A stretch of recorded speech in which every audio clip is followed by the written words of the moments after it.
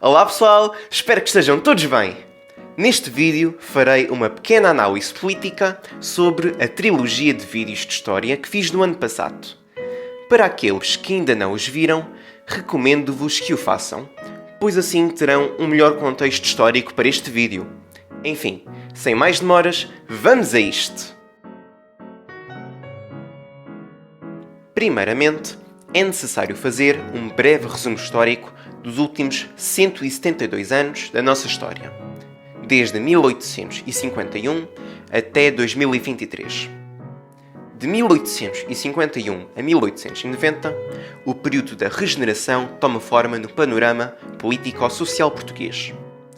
O mesmo ficou conhecido pelo arranque da construção de infraestruturas por todo o país, com o objetivo de colmatar o atraso civilizacional que tínhamos em relação à Europa.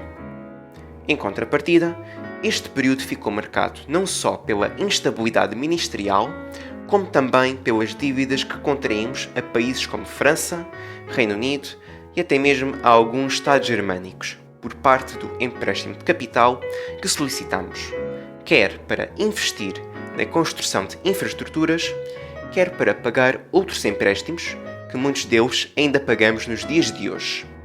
Não é à toa que de vez em quando se diz que já nascemos endividados. Mas continuando, o período da regeneração foi na sua maioria governado pelo Partido Regenerador, de espectro político de direita conservadora.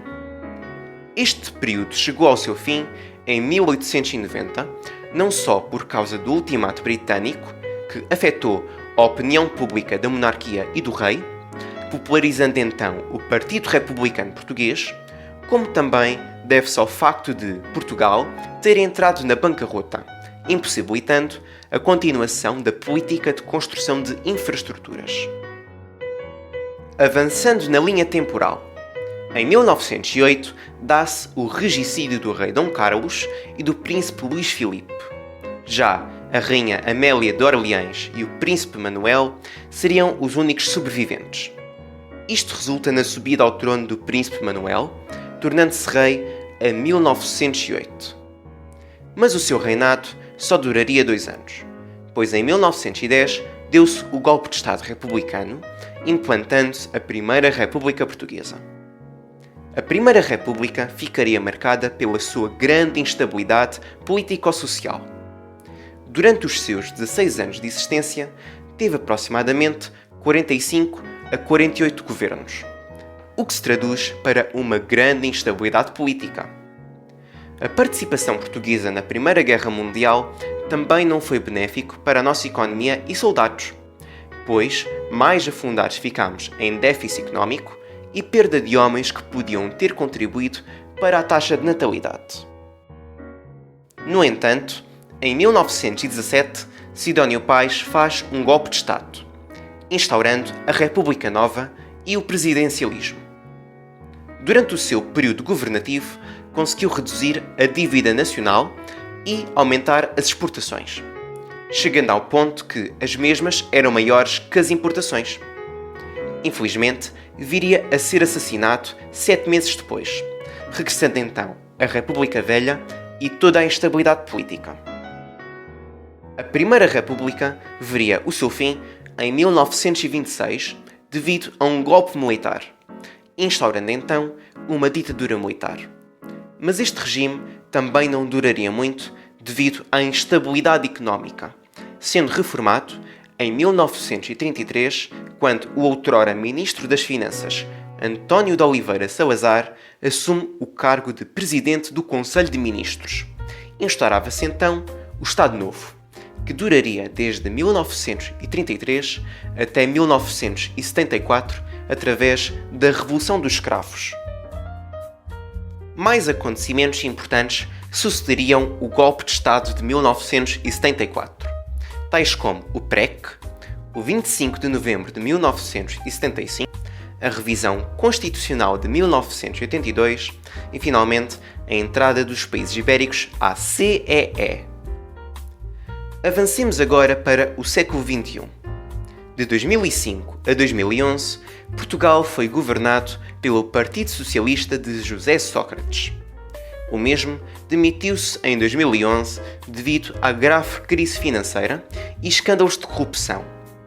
Adicionalmente, fez um pedido de ajuda externa, Troika, que condicionou bastante a independência económica de Portugal. Sócrates seria sucedido pelo PSD de Pedro Passos Coelho entre 2011 e 2015. O seu governo ficaria caracterizado pelos grandes sacrifícios feitos à economia, como a ausência de férias pagas, cortes nas pensões, aumento de impostos, etc.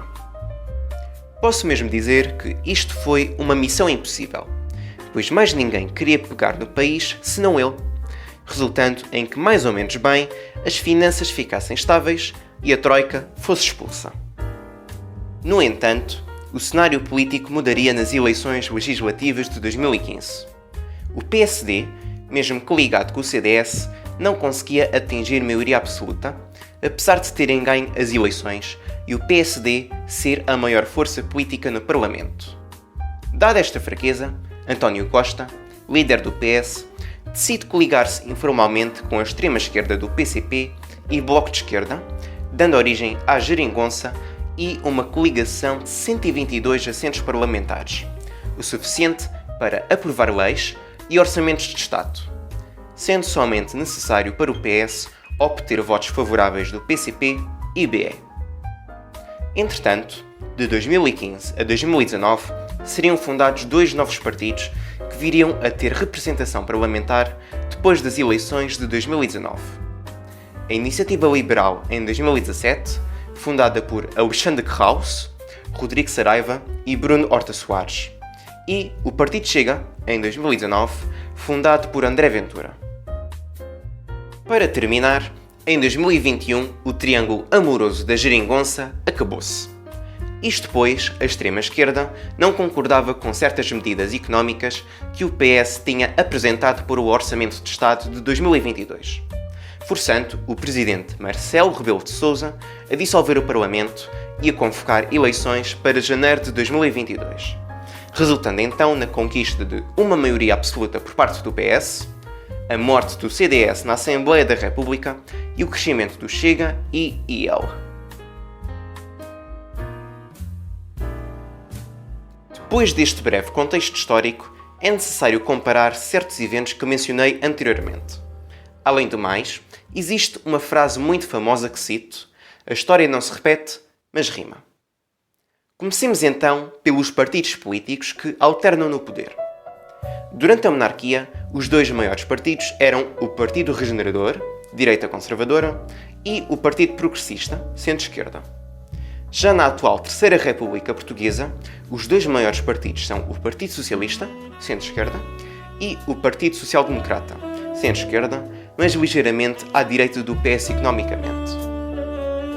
O período da regeneração ficou caracterizado pela moderada instabilidade ministerial que ofereceu de 1851 a 1890. Já o governo da Geringonça e a nova maioria absoluta do PS foram palco de casos e casinhos, escândalos de corrupção e uma enorme instabilidade ministerial. Desde a maioria absoluta do PS, demitiram-se 15 elementos de governo. Isso só demonstra, até agora, o quão instável este novo governo é, que só tem um ano de existência. Gostava de destacar certas demissões que estão nesta lista, como por exemplo Marta Temido, Miguel Alves, Alexandra Reis, Pedro Nuno Santos, Carla Alves e, saliento também, a tentativa de demissão de João Galamba, que, ao ponto que grava este áudio, ainda mantém-se no governo de António Costa. Uma vez que já analisamos os partidos do Bloco Central, vamos agora focar-nos na oposição de ambos os regimes. Durante a monarquia, a oposição era feita através do Partido Republicano Português, fundado em 1876, que foi legalizado e consentido por Dom Luís I. O PRP era um partido republicano de esquerda moderada que pretendia instaurar uma república parlamentar em Portugal. Tinha como ideais a famosa frase da Revolução Francesa: liberdade, igualdade e fraternidade. O partido tinha um jornal próprio, O Século, onde fazia a sua propaganda política e difundia a sua mensagem para a população e aproveitava-se também de feriados históricos para espalhar a mensagem do partido. Só em 1910 que chegaram ao poder através de um golpe de Estado. A oposição ao Bloco Central na Terceira República Portuguesa é mais difícil de se identificar, pois até 2019 nunca tivemos um partido que se assumisse verdadeiramente como de direita. E o que existia, CDS, tem a vergonha de se assumir como tal, deixando a esquerda confortável, dado que a sua oposição seria demasiado fraca para pôr em causa os interesses dos socialistas. Mas tudo viria a mudar em 2019 com a entrada do Partido Chega no Parlamento Português, pois seria o primeiro partido de direita a identificar-se como tal, tendo até mesmo várias polémicas de ilegalização, algo que nunca chegou a acontecer. Tem como lema Deus, Pátria, Família e Trabalho. Frase esta que vem dos tempos da Grécia Antiga, tal como um jornal próprio, a Folha Nacional. Apesar do Chega não aparecer com frequência nos meios de comunicação tradicional devido a uma pseudo-exclusão que lhe é feita, continua a ser extremamente ativo nas redes sociais, onde se organizam todo o tipo de eventos, desde a manifestações organizadas pelo partido, como também pelos vários simpatizantes do Chega. Agora que já analisamos as similitudes entre o século XIX e XX com o século XXI, está na hora de respondermos à seguinte questão: a direita poderá governar Portugal? E a minha resposta é: talvez. Desde 2010 que a Europa tem virado ideologicamente à direita. Primeiro na Hungria, depois na Polónia e agora muito recentemente na Suécia, Finlândia e Itália. Apesar da maioria dos países da Europa Central e Oriental serem de direita, foi efetivamente na Hungria onde tudo começou. Esta onda de direita por toda a Europa não é algo novo, no sentido de não ser a única grande mudança política que já tivemos no continente. O mesmo já tinha acontecido com as revoluções liberais de 1820, tal como a transição da maioria dos países europeus de monarquias para repúblicas. Por isso mesmo, esta mudança é algo expectável.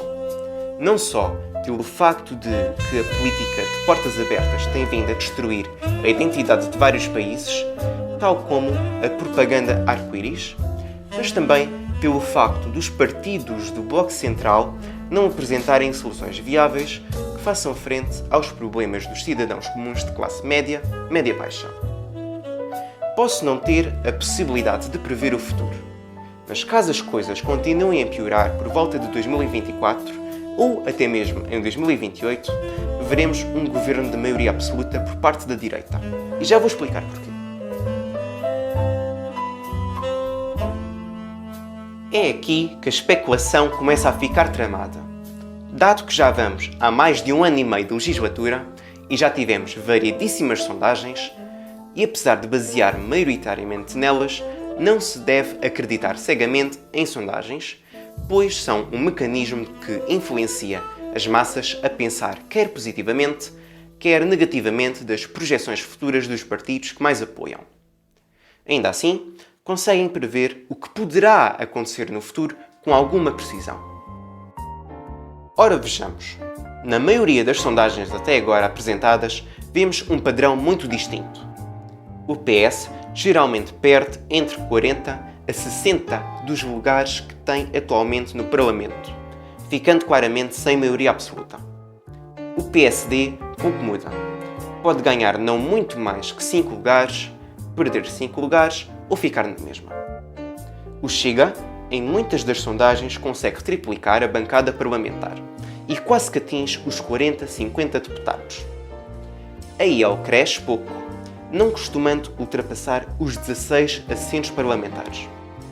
O BE, no entanto, apresenta resultados melhores que a IEL, pois não só recuperam os 19 deputados que tinham em 2019, como também há circunstâncias onde chegam aos 20. E por último, vamos para a Liga dos Pequeninos. Partidos como o PCP, PAN e LIVRE estão destinados ou a estagnarem ou a desaparecerem do Parlamento tal como o CDS, cujo mesmo não consegue ter representação parlamentar, segundo as sondagens.